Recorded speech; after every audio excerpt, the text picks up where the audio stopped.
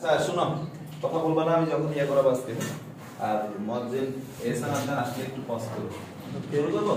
ওকে, আমরা আজকে যে বিষয়টা শিখব এটা আমাদের 3.7 এর আন্ডারে আছে, বাট আমি জিনিসটাকে পুরো সরল রেখার কনসেপ্টে রাখতে চাচ্ছি। তো ত্রিভুজের চারটি গুরুত্বপূর্ণ বিষয়, আমি এটাকে বলি চারটা বেস্ট ফ্রেন্ডও বলে থাকি, ঠিক আছে? গুরুত্বপূর্ণ বিষয় কি এই চারটা গুরুত্বপূর্ণ বিষয় সেটা একটু যদি বলি, তোমরা এক নম্বরে হচ্ছে ঢল কেন্দ্র। অনেকেই কিভাবে এগুলোর মধ্যে তফাৎ করতে পারে না, আবার অনেকে আছে কিভাবে নির্ণয় করবে সেটা জানে না, আবার অনেকে আছে স্থানাঙ্ক থেকে নির্ণয় করতে পারে বা সরল রেখা থেকে পারে না। সো আমি এটার উপরে ইন ডিটেইলস কথা বলবো, কিভাবে স্থানাঙ্ক দেয়া থাকলে সলভ করবা, কিভাবে সরল রেখা দেয়া থাকলে সলভ করবা, কোনটা ভর কেন্দ্র, কোনটা লম্ব কেন্দ্র, কোনটা অন্ত কেন্দ্র, কোনটা পরিকেন্দ্র, এই বিষয়গুলো সবগুলো বিষয় নিয়ে আমি ইন ডিটেইলস কথা বলবো। হয়তো আমার দুইটা ক্লাস লাগতে পারে। তো ভর কেন্দ্রের পরে আমরা মনে করো লম্ব কেন্দ্র, তারপরে হচ্ছে অন্ত কেন্দ্র, আর অন্ত কেন্দ্রে আসলে আবার আমরা এটা পাশাপাশি একটা জিনিস বের করা শিখবো, সেটা হচ্ছে অন্ত ব্যাসার্ধ। অ্যাডমিশন টেস্টে খুব আসে, ঠিক আছে? নাম্বার 4 পরিকেন্দ্র,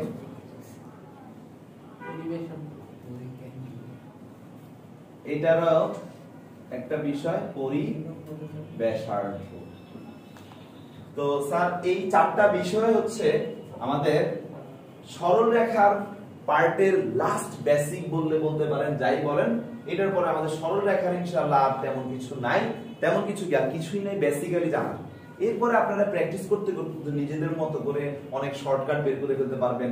বই পুস্তকে অ্যাডমিশন টেস্টের বইয়েও অনেক শর্টকাট আছে, এগুলো দেখতে পারেন। বাট একটা স্টুডেন্ট যখন বেসিক কনসেপ্ট জানে তখন সে নিজেই একটা শর্টকাট সে নিজেই বানাইতে পারে। শর্টকাট আরেকজনেরটা মুখস্থ করার দরকার নেই, তুমি নিজে চিন্তা করতে করতে দেখবা পেয়ে যাবা। ওকে, যার বেসিক আছে সে নিজেই বানাইতে পারে। তো স্যার এখন এই চারটা জিনিসের মধ্যে সর্বপ্রথম আমি ভর কেন্দ্র নিয়ে যদি কথা বলি, এট ফার্স্ট ভর কেন্দ্র। স্যার আমি জানি আপনারা অনেকেই জানেন, অনেকেই জানেন না সঠিকভাবে, অনেকে হয়তো কনসেপ্টে একটু দুর্বল থাকতে পারেন, সমস্যা নাই। ভর কেন্দ্র জিনিসটা কি যদি আমি বলি, একটা ত্রিভুজ আমি যদি ড্র করি, আমি ইচ্ছা করে সমবাহু আঁকবো না, কারণ সমবাহুর ক্ষেত্রে কনফিউশন তৈরি হবে, ঠিক আছে? এটা একটা বিন্দু A, এটা একটা বিন্দু B, এটা একটা বিন্দু C, এটা শীর্ষবিন্দু। এটার স্থানাঙ্ক যদি x1, y1 হয়, এটার স্থানাঙ্ক x2, y2 হয়, আর এটার স্থানাঙ্ক যদি x3, y3 হয়। স্থানাঙ্কের দিকে পরে যায়, এটা হচ্ছে একটা ত্রিভুজ। এখন এই ত্রিভুজের ভর কেন্দ্র কোনটা এটাকে যদি প্রশ্ন করা হয়, তাহলে সংজ্ঞাটা হচ্ছে যে একটা ত্রিভুজের মধ্যমাত্রায় যে বিন্দুতে মিলিত হয় বা ছেদ করে সেই বিন্দুটাকে আমরা বলে থাকি ভর কেন্দ্র। এখন একটা স্টুডেন্ট এই সংজ্ঞাটা আমাকে অনেকেই সঠিকভাবে দেয়, অনেকে এটাও ঠিকভাবে দিতে পারে না, কিন্তু যখনই আমি আরেকটা জায়গায় হিট করি, ওকে, তো একটা ত্রিভুজের মধ্যমা কি এটা যখন জিজ্ঞেস করি তখন কিন্তু সবাই আর ঠিকভাবে অ্যানসার দিতে পারে না। কি কি অ্যানসার দেয় আমি সেটা যদি একটু বলি, বলে কি যে শীর্ষবিন্দু থেকে বিপরীত বাহুর দিকে রেখা টানলে যেটা পাই সেটা মধ্যমা, বিপরীত বাহুতে যে রেখাটা টানা হয় সেটা মধ্যমা। এখন এই কথাটা আসলে কোন একটা বিশেষ শর্ত থেকে সঠিক হবে, বিশেষ শর্ত আছে, শর্ত থেকে সঠিক হবে। বাট অ্যাকচুয়ালি মধ্যমা বলতে আমরা যেটা বুঝি সেটা হচ্ছে যে একটা বাহুর ঠিক মধ্যবিন্দু কোনটা, এটা, এই বাহুটার ঠিক মধ্যবিন্দু কোনটা, এইটা, এই বাহুটার ঠিক মধ্যবিন্দু কোনটা, এইটা। এই মধ্যমাগুলো থেকে আমি যদি বিপরীত বাহুর দিকে বর্ধিত করি, এই মধ্যমাগুলো থেকে যদি বিপরীত শীর্ষের দিকে বর্ধিত করি, বা এই বাহু থেকে আমরা যদি বিপরীত শীর্ষের দিকে বর্ধিত করি, তাহলে যে বিন্দুটাতে মিলিত হয় সেটাকে আমরা বলে থাকি ভর কেন্দ্র। আর এই যে একটা ত্রিভুজের যে কোনো একটা বাহুর মধ্যবিন্দু থেকে শীর্ষে বিপরীত শীর্ষের দিকে যে বাহুটা চলে গেছে বা যে বর্ধিত রেখাটা আমরা পাইছি, এই রেখাটাকে বলা হয় অ্যাকচুয়ালি মধ্যমা। তার মানে মধ্যমা আসলে ত্রিভুজের বাহুগুলোর মধ্যবিন্দু থেকে বিপরীত শীর্ষবিন্দু পর্যন্ত অঙ্কিত রেখাটাকে বলা হয় কি মধ্যমা। এখন যারা বলে শীর্ষ থেকে দাগ টানবো, এটা সঠিক হবে কোন শর্তে, যদি শীর্ষ থেকে অঙ্কিত দাগটা বাহুর বিপরীত বাহুর ঠিক মধ্যবিন্দু দিকে যায়, তাহলে কিন্তু কথাটা ঠিক আছে। বাট এই জায়গায় কনফিউশন হয়, যার জন্য আমরা যেটা করব সেটা হচ্ছে যে মধ্যমা বলতে কি বুঝি, যে ত্রিভুজের যে কোনো বাহুর মধ্যবিন্দু থেকে তার বিপরীত কোণ বা বিপরীত কোণই বলবো, বিপরীত কোণ পর্যন্ত অঙ্কিত যে রেখাটা বা বিপরীত শীর্ষ পর্যন্ত যে অঙ্কিত রেখাটা তাকে আমরা, আচ্ছা সমস্যা এটা আমি আবার বলবো, সমস্যা কি। তো মধ্যমা তাহলে কাকে বলে, তোমরা যদি লিখতে চাও লিখতে পারো।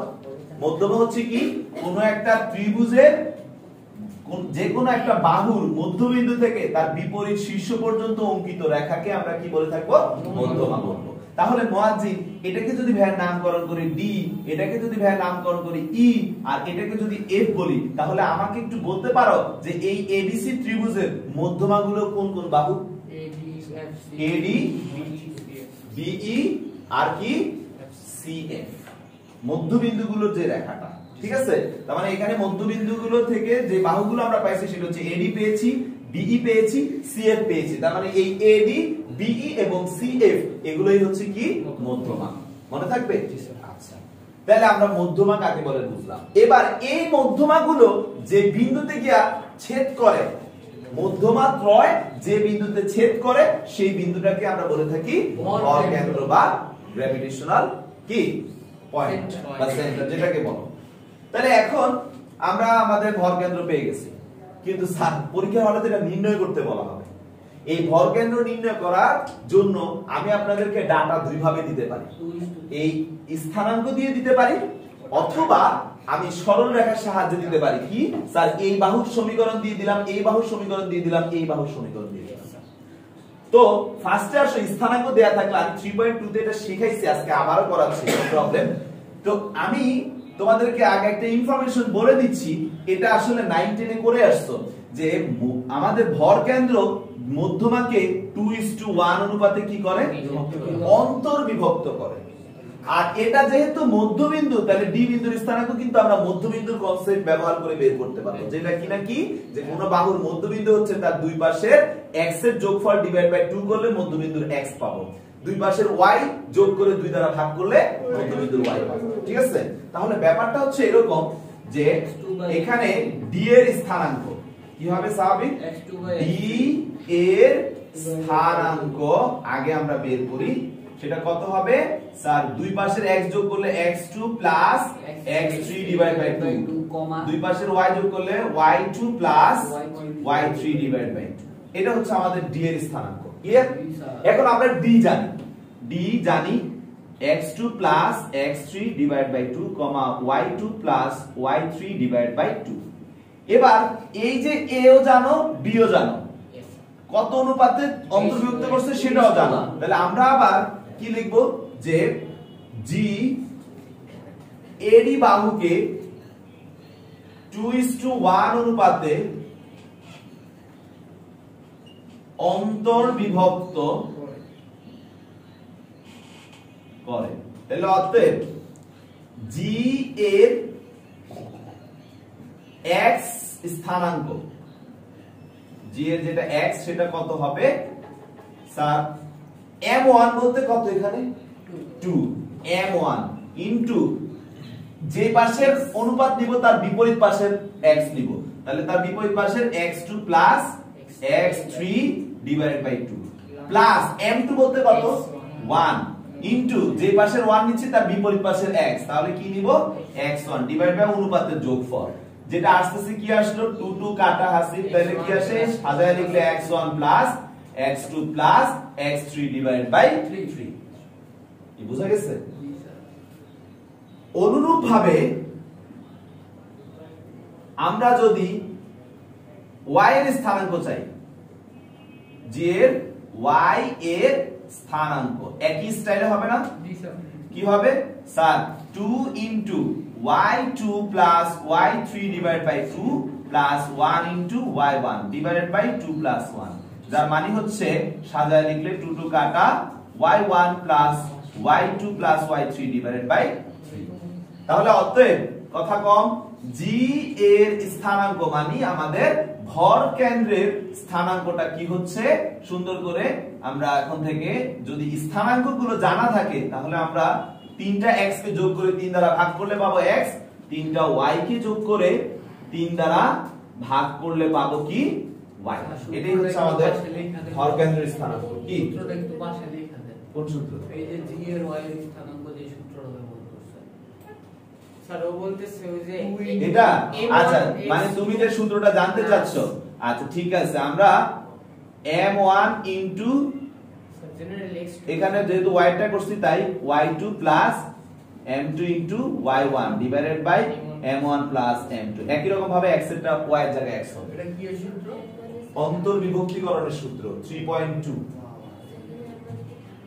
m মানে হচ্ছে ঢালনা, এখানে m মানে হচ্ছে কত অনুপাতের, ভুলে গিয়েছি। এটা হচ্ছে 3.2 একটা অনুপাত। একটা বাহুকে আমরা যখন এই যে একটু বুঝাই দিচ্ছি সূত্রটা যদি তুমি মিস করে থাকো, এটা যদি হয় a, ধরো এটা x1 y1 বললাম, হ্যাঁ, এটা যদি হয় b, ধরো এটা x2, y2 হয়, ঠিক আছে।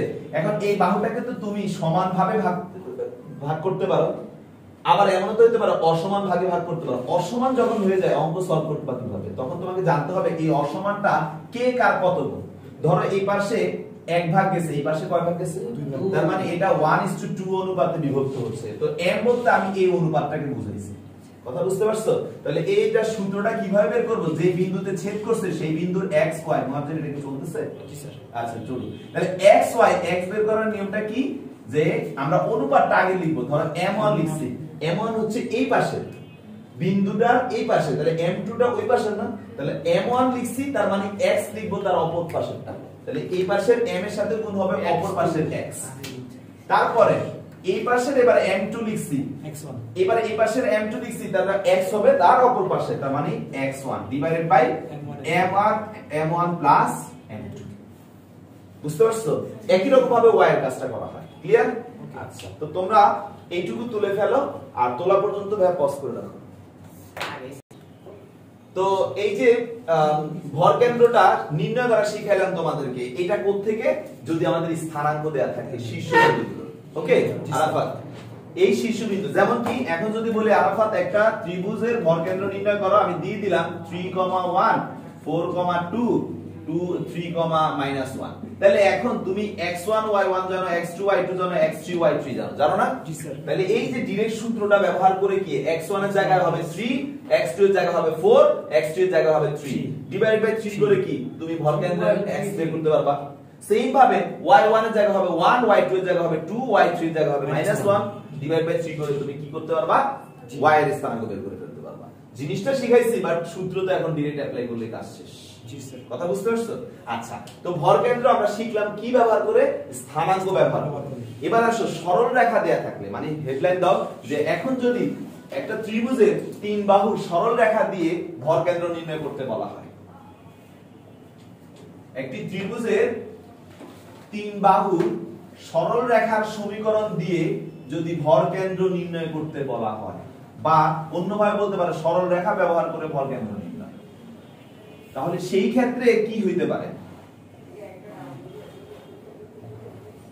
দেখো, এটা আমাদের একটা ত্রিভুজ, যার এইটা একটা রেখা, মনে করো a1x b1y c1 = 0। এটা একটা রেখা a2x b2y c2 = 0। এটা একটা রেখা a3x b3y c3 = 0। এটা আমাদের a, এটা আমাদের b, এটা আমাদের c। মধ্যমার কথা যদি চিন্তা করে আমরা বলি, এটা যদি মধ্যবিন্দু হয় এই, এটা যদি মধ্যবিন্দু হয় এই, এটা যদি মধ্যবিন্দু হয় এই, তাহলে এই যে পয়েন্টটা, এই ভরকেন্দ্রটা এখন এই সরল রেখাগুলো ব্যবহার করে কিভাবে নির্ণয় করব? একটা ত্রিভুজের সরল রেখা দিছি, স্যার স্থানাঙ্ক কইলে তো 3টা যোগ করে কি সুন্দর করে ফেলতে পারবে। এখন সরল রেখা দিয়ে কিভাবে করব? অনেকে অনেক রকমের কথা বলবে। ফার্স্ট অফ অল, আমরা সরল রেখা জনিত যত নিয়ম কানুন জানি কোনটাই এখানে অ্যাপ্লাই করতে পারতেছি না। যেমন কি ফার্স্টলি যদি বলি, এটা কিন্তু লম্ব হইতে পারে যদি সমবাহু ত্রিভুজ হইতো। জি স্যার। এখন কি আসলে লম্ব? না। তার মানে আমি এই রেখা জানলে এই রেখা বের করতে পারতেছি না, যেহেতু এটা লম্ব না। জি স্যার। আচ্ছা, সেম ঘটনা এদের ক্ষেত্রে। আবার লম্ব না হয়ে এটা কি এই কোণ কি সমানভাবে দ্বিখণ্ডিত করছে এমন কোনো কথা আছে? না, সমানভাবে দ্বিখণ্ডিত করে না। এটাই হচ্ছে ঝামেলা। মধ্যমা কিন্তু কোণকে সমানভাবে দ্বিখণ্ডিত করবে এমন কোনো কথা না। সমবাহু ত্রিভুজের ক্ষেত্রে হইতে পারে, এজন্য বলছি সমবাহু ত্রিভুজের ব্যাপারটা ডিফারেন্ট, ওকে এই জন্য আমি রাখিনি। তাইলে এটা সমানভাবে দ্বিখণ্ডিত করলে আমরা কিন্তু 3.7 এ যেটা শিখছিলাম সমদ্বিখণ্ডকের সমীকরণ, যে এই সমীকরণ বের করতাম, এই সমীকরণ বের করতাম, ছেদ করে বের করে ফেলতাম, সেটাও কিন্তু পারতেছি না। কেন? কারণ এটা কিন্তু সমদ্বিখণ্ডক না। কি এসান আপনার? এখন তাহলে কি করব? কারো সমান্তরালও নাই, কারো লম্বতেও নাই, সমদ্বিখণ্ডকেও নাই, একটা বিন্দুও জানা নাই, কিছুই জানা নাই এই মুহূর্তে। তাহলে আমি এই বিন্দু বের করব কিভাবে? তাহলে আমাদের সকল দিক থেকে রাস্তা বন্ধ হইলো, একটা রাস্তা কিন্তু খোলা আছে। সেটা কি? আমি এই রেখাটা জানি, এই রেখাটা জানি, ছেদ বিন্দু বের করতে পারবো। সেটাই কি? এই বিন্দুর স্থানাঙ্ক। এইটা ছেদ বিন্দু মানে সমাধান বিন্দু। দুইটা সমীকরণ সমাধান করা এখন তো তুমি পারো। এই রেখা সমাধান করলে পাবে, এই রেখা সমাধান করলে পারবো। তাহলে কি শীর্ষবিন্দু তিনটা পাইছি?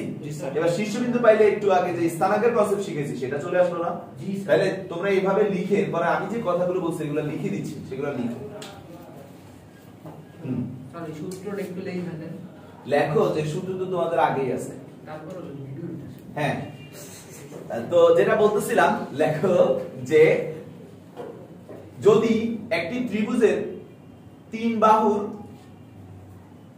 সমীকরণ দেয়া থাকে, সেক্ষেত্রে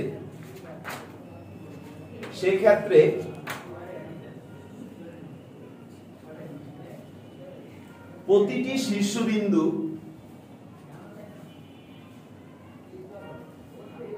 শীর্ষবিন্দুকে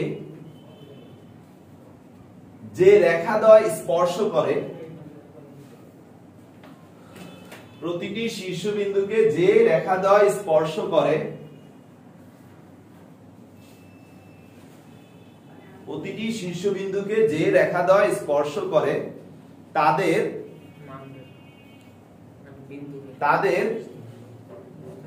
লেখো, তাদের যে কোনো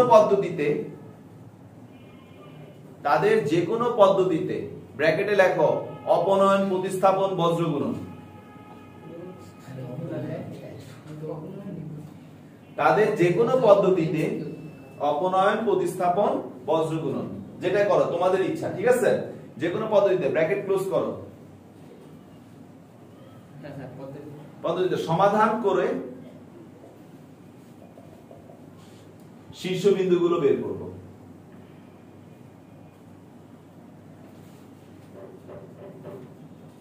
ওকে, এরপর স্থানাঙ্কের কনসেপ্ট বা নিয়ম ব্যবহার করে ভরকেন্দ্র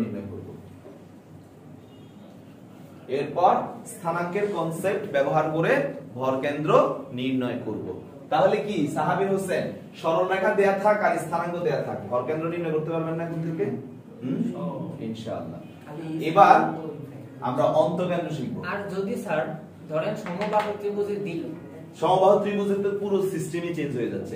লম্ব, আমরা লম্ব রেখা দুটো বের করব। ওই কনসেপ্টের কথা বইলা সংক্ষেপে বের করে দিই। হ্যাঁ, কোনো সমস্যা নাই, কোনো সমস্যা নেই। তিনটা মধ্যমা সমীকরণ দেওয়া থাকলে, মধ্যমা সমীকরণ দেয়া থাকলে তো হয়েই গেল, দুইটা ছেদ করলেই পেয়ে যাচ্ছি।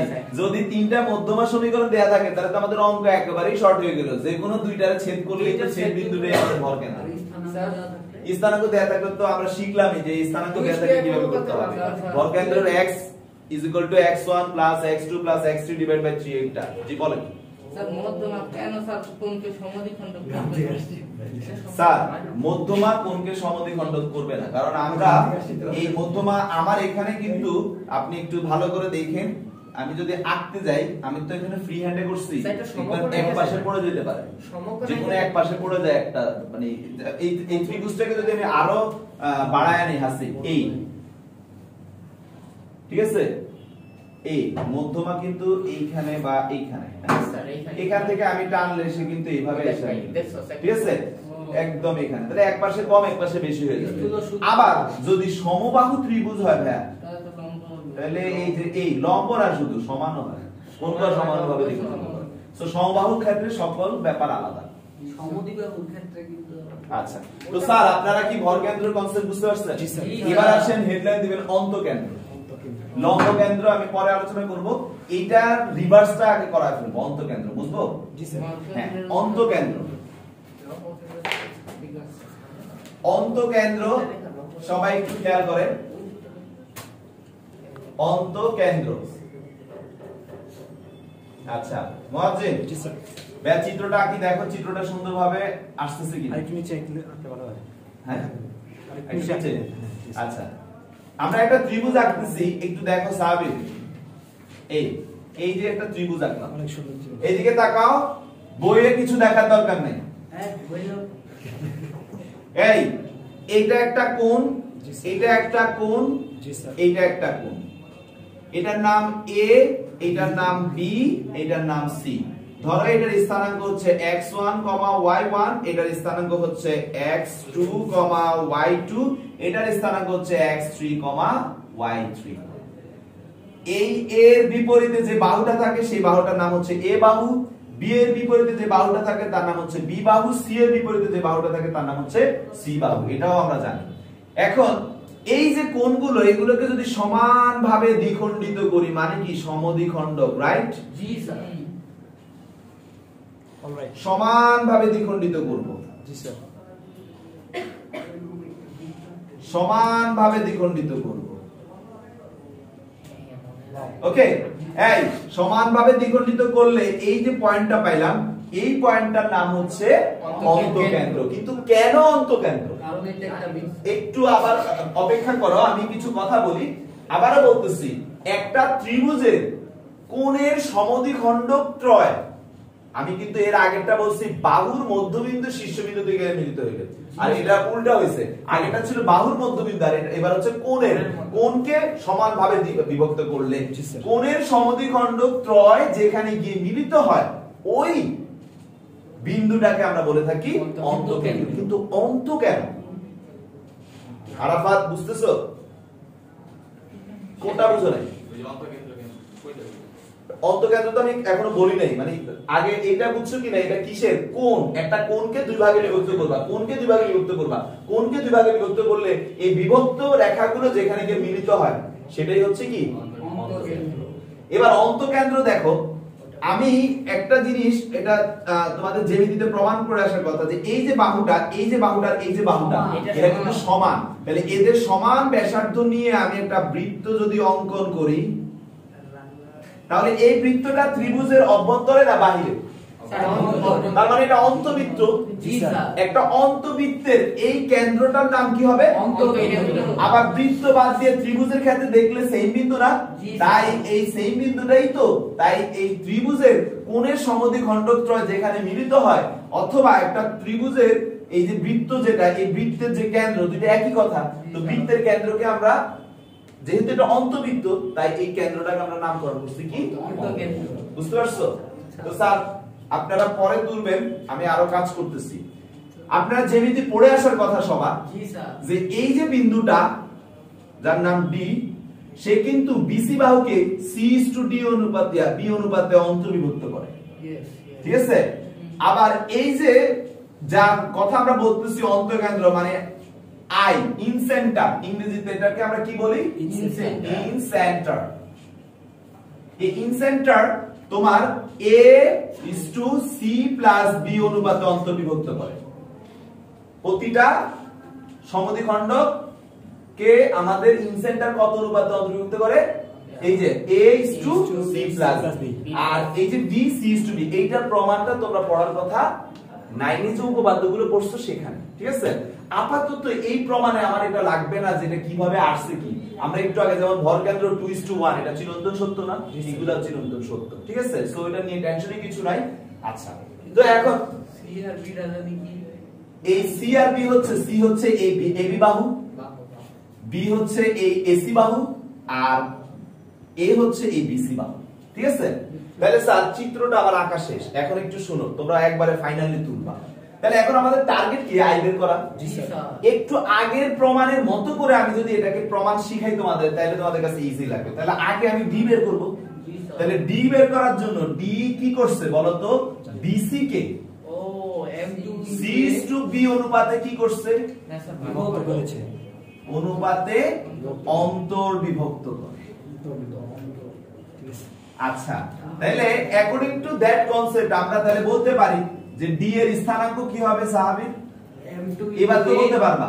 M2 ডি এর স্থানাঙ্ক এখানে সি যদি নেই আগে আমি, সি হইলে তার বিপরীত পাশের x, তার মানে কি cx3 জি স্যার প্লাস প্লাস বি যদি নেই তার অপোজিট পাশের x bx2 divided by c plus b। একই রকম ভাবে y টা হবে cy3 by2 divide by c plus b। আশা করি তোমরা d এর স্থানাঙ্ক বুঝছো। এখন আমরা t জানি, a জানি, i বের করতে পারবো না? জি স্যার তাহলে আমরা এখন কি বলবো যে i AD রেখাকে বা AD সমদ্বিখণ্ডককে যেভাবে বলো C plus B is to A অনুপাতে কি করছে? অন্তর্বিভক্ত করে। তাহলে অতএব I এর x এর স্থানাঙ্ক, সবাই একটু লক্ষ্য করবা প্লিজ। ফার্স্টে আমি যদি C plus B এর কথা বলি তাহলে তার অপোজিটে D এর x কত? Sir cx3 bx2 divide by c plus b plus a যদি নেই তার অপোজিটে হচ্ছে x1 divide by c plus b plus a। এখন যদি একটু সাজায় লিখি তাহলে c প্লাস b কাটা, সুন্দর করে লিখলে ax1 plus bx2 plus cx3 divided by a plus b plus c। ঠিক আছে? অনুরূপ ভাবে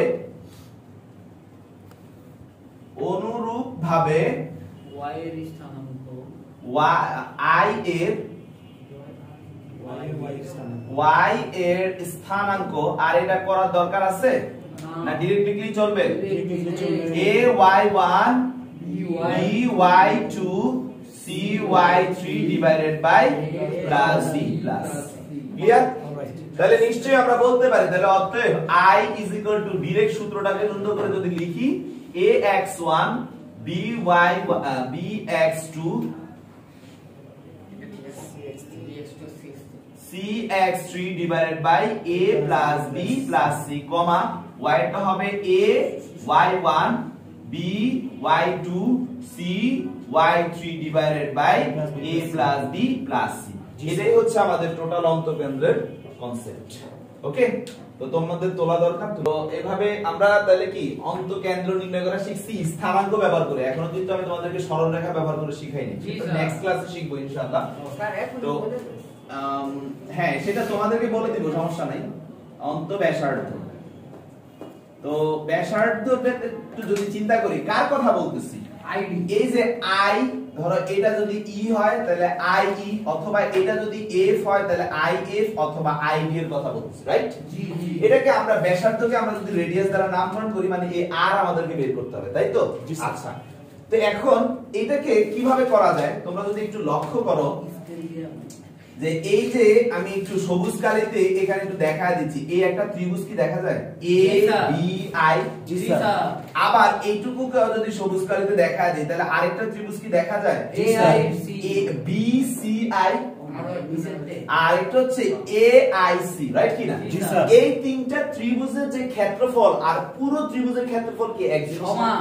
আচ্ছা, তাহলে ব্যাপারটা যদি এমন হয় যে ত্রিভুজ a B C is equal to, আমরা এটা বলতে পারি না, ত্রিভুজ A B I প্লাস ত্রিভুজ A C I প্লাস ত্রিভুজ B C I, বলা যায় কিনা? জি স্যার। তো এটা যদি হয় তাহলে ABI মানে কি হাফ ইনটু ভূমি মানে AB ইনটু উচ্চতা মানে কি FI না? জি জি, বলো, plus half into AC into EI plus half into BC into DI। এটার মানে কি? AB মানে হচ্ছে আমাদের কোন বাহু? এই বাহুটা মানে C কে নির্দেশ করে CR, AC মানে B কে নির্দেশ করে এটা BR, BC মানে A কে নির্দেশ করে মানে AR। আমরা হাফ আর কমন নিয়ে নেই, থাকে কি a plus b plus c। তাহলে অতএব আমাদের অন্তঃব্যাসার্ধ r ইজ ইকুয়াল টু কি হচ্ছে 2 ইনটু ত্রিভুজ abc এর ক্ষেত্রফল divided by a plus b plus c। Sir okay, এই জায়গায় যে আপনি উচ্চতাটা নিলেন এটা কি কোন ধরনের মানে শর্ত যে উচ্চতা এইটাই হইব? এটা নাও তো হইতে পারে। স্যার এটা আমাদের এইখানে এটা লম্ব,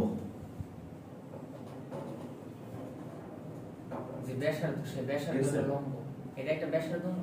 ব্যাসার্ধ। আরে বেটা অন্তকেন্দ্রের কনসেপ্ট এই যে খরচ নাই, কোণের সঙ্গে বাহুর কোণ দূরত্ব লম্ব করতে তৈরি করে। আমার এটা হইলো না কিন্তু ফ্রি হ্যান্ডে করছো তো এটা সমস্যা নেই। আচ্ছা সাহাবীর, এখন স্যার আপনি এটা দিলেন, এটা তো তারপরে অনেক কাহিনী আছে।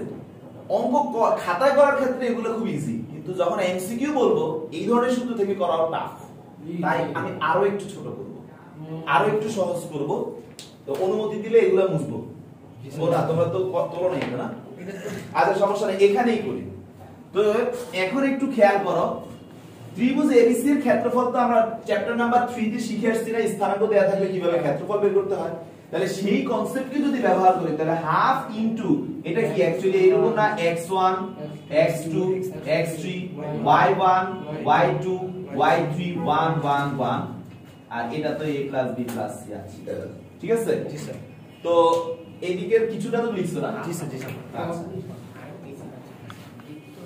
তো তুর্য, এখন আমরা জানি এই নির্ণায়কের ক্ষেত্রফল 2 তো কাটা চলে যাবে, তাহলে 2 যদি কাটা চলে যায় বা r এই নির্ণায়কে আমরা কি করছিলাম, আমি তোমাদেরকে শিখাইছিলাম যে জিনিসটাকে রো 1 থেকে রো 2 বাদ যাবে, y1 থেকে y2, আর 1 থেকে 1 গেলে 0, রো 2 থেকে রো 3 বাদ যাবে, তাই না মুয়াজ্জিন? জি sir.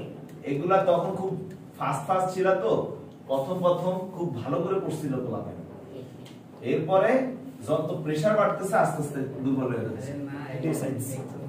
a + b + c।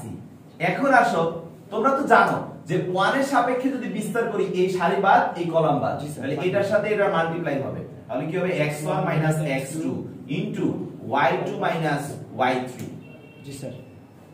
Minus x2 - x3 serially x1 x2 x3, ঠিক আছে? ইনটু আমাদের কি আসবে স্যার y3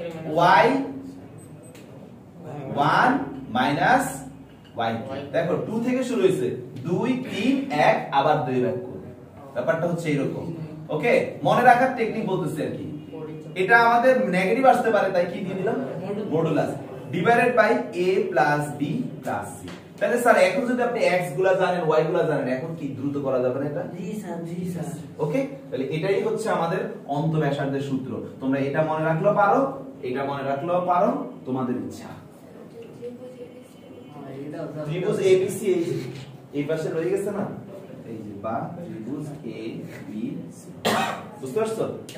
তো স্যার আপনারা আশা করি অন্তকেন্দ্র অন্ত ব্যাসার্ধ স্থানাঙ্ক থেকে ক্লিয়ার। জি স্যার। এখন স্যার আপনি আপনাদেরকে সরল রেখা থেকে স্যার, দেখান। এখন আমি একটু আলোচনা করে দিচ্ছি এখন। অন্তকেন্দ্রটা পড়ে দিন। মুছে ফেলবো? জি স্যার। জি না, জি, এটা বুঝে নেবেন। ওয়াই মুছে সমস্যা। সমস্যা কি না? তোমার না আইফোন এই একটু স্যার বলছি যে ওই বৃত্ত যেটা হয়েছিল, বৃত্তের সমীকরণ বের করে তো করা যায়। ওটা তুমি বৃত্ত শিখার পরে, আগে না।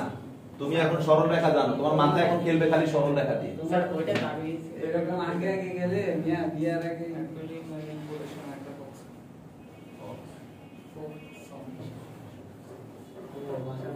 এখন তুর্য, তোমাকে যদি সরল রেখা দিয়ে দেওয়া হয়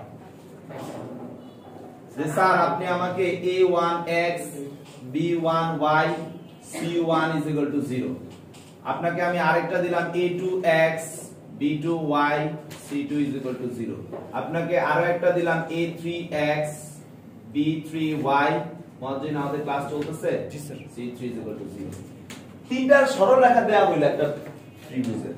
স্থানাঙ্ক দিয়ে তো আমরা শিখলাম, এখন সরল রেখার পার্টে চলে যাচ্ছে, বুঝবো? ওকে, তো মিস্টার সাহাবুল হোসেন, সরল রেখা দেয়া থাকলে আপনি কিভাবে অন্তকেন্দ্র বের করবেন? এখন কোশ্চেন ভাইয়া একটু আগে তো আপনি শিখাইছেনই যে এটা ছেদ করে শীর্ষবিন্দু বের করবে, এটা ছেদ করে শীর্ষবিন্দু বের করবে, এটা ছেদ করে শীর্ষবিন্দু বের করব, শীর্ষবিন্দুর কনসেপ্টে করে ফেলবো, কিন্তু ওকে।